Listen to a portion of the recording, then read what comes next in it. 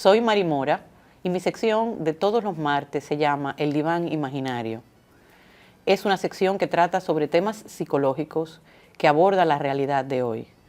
Quédate en sintonía con el Matutino Alternativo. Voy a entroncar el tema de hoy con un diván que yo hice hace 2 semanas, en la que hablamos de, no sé si recordarán, un estudio de la Universidad de Helsinki sobre la fatiga social.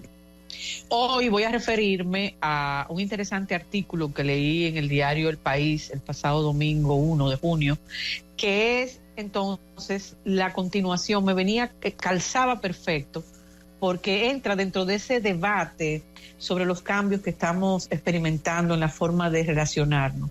Y es un tema vital, no solo para la sociología, o la psicología social también, sino también para la psicología clínica, Carmen, porque tenemos que tener claro cuál es el parámetro de normalidad social para entender cuándo se están produciendo unos cambios que entonces no encajan y que pueden producir algún tipo de desfase. Y tenemos que actualizarnos.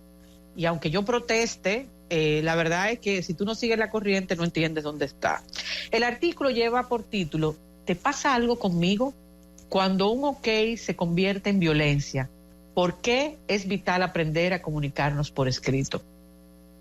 Fíjate, a mí me encantó cómo empieza el título, ¿te pasa algo conmigo? Porque efectivamente hay mucha gente que se pregunta, cuando recibe un texto breve o un dry texting, si acaso el otro tiene algo en contra. Este artículo lo escribió Marita Alonso, a quien yo no había leído anteriormente, pero que me pareció un reportaje en donde ella consulta a diversos autores y encaja también dentro de la serie que empezamos, Carmen, en 2022, que titulé El Mundo que Viene, que ya está aquí, que ha seguido construyéndose poco a poco en un intento precisamente de entender este tiempo, porque no sé si es porque no es nuestra generación la que está al mando de los cambios, pero sin lugar a dudas tenemos que vivirnos preguntando.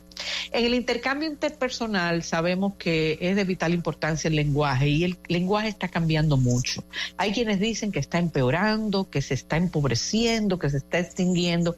Yo prefiero decir que está cambiando, porque el lenguaje existe, aunque en términos escritos exhiba tanta gente una gran pobreza, no.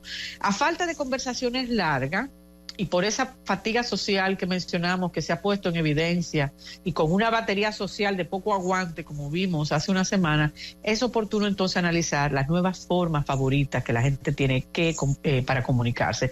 La mayoría de la gente, y no solo me refiero a la gente más joven, prefiere los mensajes a la llamada. Y el otro día, Carmen, había un debate entre amigas y hermanas mías, en donde que todas somos entre 50 y etcétera, y allí había una discusión sobre que a un grupo no le gustaba recibir mensajes de voz.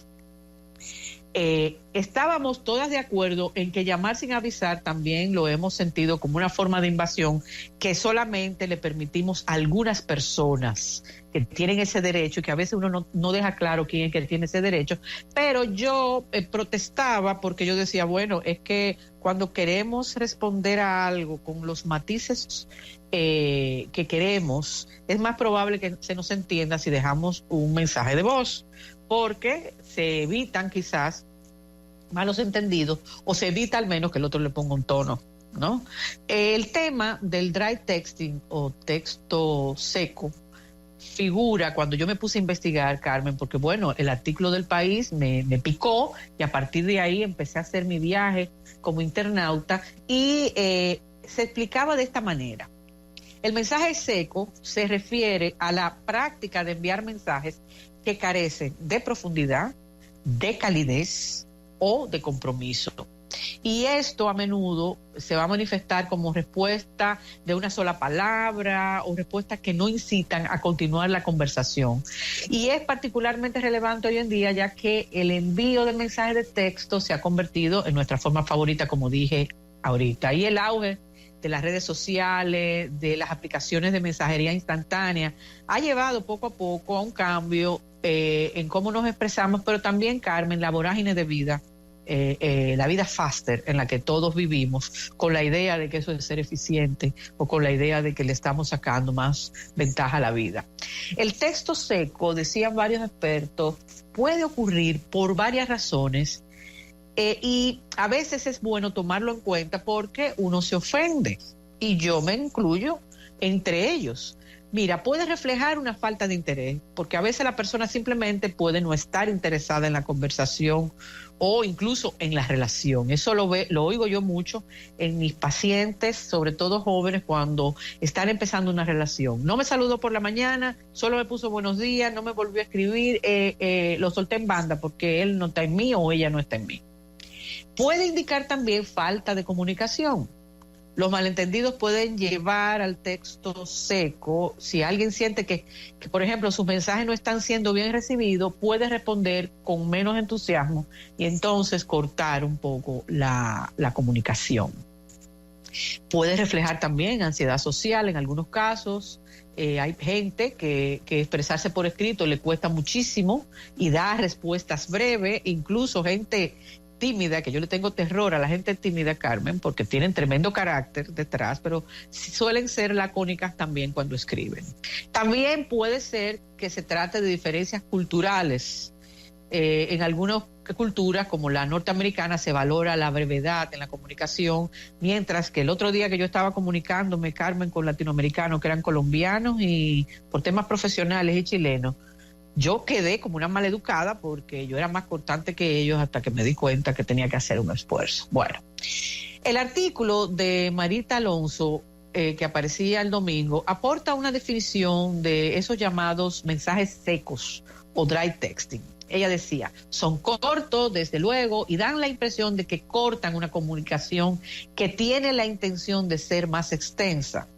Y ella dice que los expertos en comunicación, consideran que es una forma, una manera que se considera pasivo-agresiva cuando se responden con monosílabos, frases cortas y tajantes o un emoji que corta el ritmo conversacional mientras introducen entonces un halo de desconexión e incomodidad.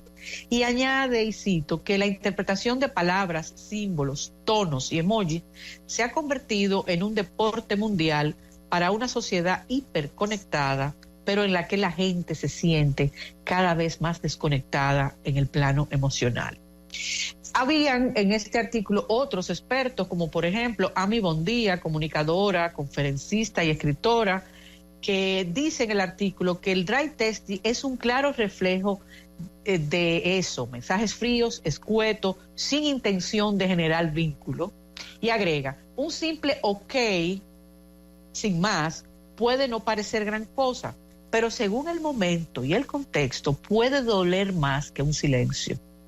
Entonces el lenguaje, dice ella, digital carece de tono, carece de expresión, de intención visible, por más adornos que uno le ponga, yo agregaría, así que quien recibe el mensaje acaba poniéndole su propio filtro emocional. Según como tú te sientas, Carmen, vas a poner el acento en una cosa o en la otra, y muchas veces detrás de ese dry texting no hay ni una mala intención, simplemente estás cansado, no quieres dejar de contestar y lo haces rápido, o simplemente tienes habilidades para moverte en esos nuevos códigos de comunicación. Pero si eso se repite y no es algo puntual, entonces la gente piensa, esto es falta de interés, esto es indiferencia, o fulana o fulano se puso bravo conmigo. En realidad, lo que hay muchas veces es una falta de educación emocional, dice esta autora, en el entorno digital, y por eso recuperar la calidez y la intención en el mundo virtual, dice ella, se convierte en un acto de responsabilidad. Fíjate qué debate hay sobre esto y lo mucho que uno cotidianamente, no sé si a ti te pasa, se debate descodificando y a veces hasta rompiéndose la cabeza según el caso de qué tanta importancia tú le das. Pero yo me pregunto, Carmen, si esa idea, que es además muy tan mal educada, de que tenemos que estar en línea 24/7, también va cargando la comunicación de cierto mal humor, y yo me inculpo. El otro día una alumna de maestría, que después dije yo, caramba, quizás soné muy dura, me escribió a la 1 de la tarde, Carmen.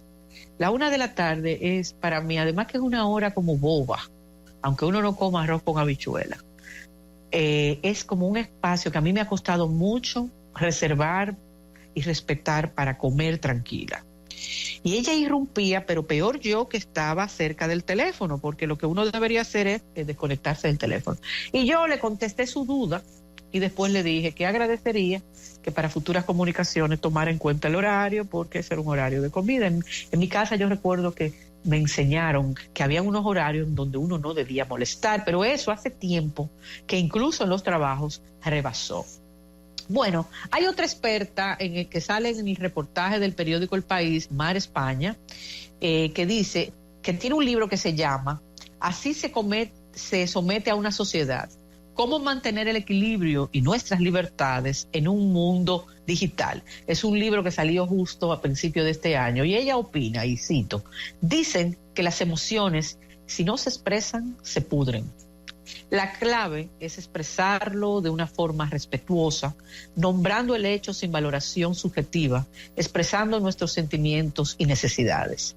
Y si la otra persona no reacciona a nuestra necesidad de respeto, hay que tomar medidas. Y asegura, es importante que las personas podamos volver a nuestro eje y nuestros valores y midamos mucho las consecuencias de nuestra huella digital en los demás. Lo que pasa en la red tiene consecuencias penales, civiles, administrativas y éticas en la tierra, dice ella. Bueno, termina este reportaje, además de advertir otras cosas que pasan, como el ghosting o como la sensación que tiene la gente de impunidad y de que no va a tener consecuencias, como algunas personas, Carmen, que escriben a Instagram en el centro que yo dirijo, piden cita y nunca aparecen. Hemos tenido que tomar muchísimas medidas porque esa cita cogida por ahí, como nadie sabe si detrás del usuario está tu nombre, pues la gente no lo coge en serio, incluso se anotan en cursos que después no tienen ningún interés. El artículo, termina con una frase con la que estoy plenamente de acuerdo. Dice ella, conclusión, ante la duda con un OK, llame por teléfono. Gracias por acompañarnos en el Diván de Mari Mora. Síguenos en nuestras redes sociales y en nuestro canal de YouTube.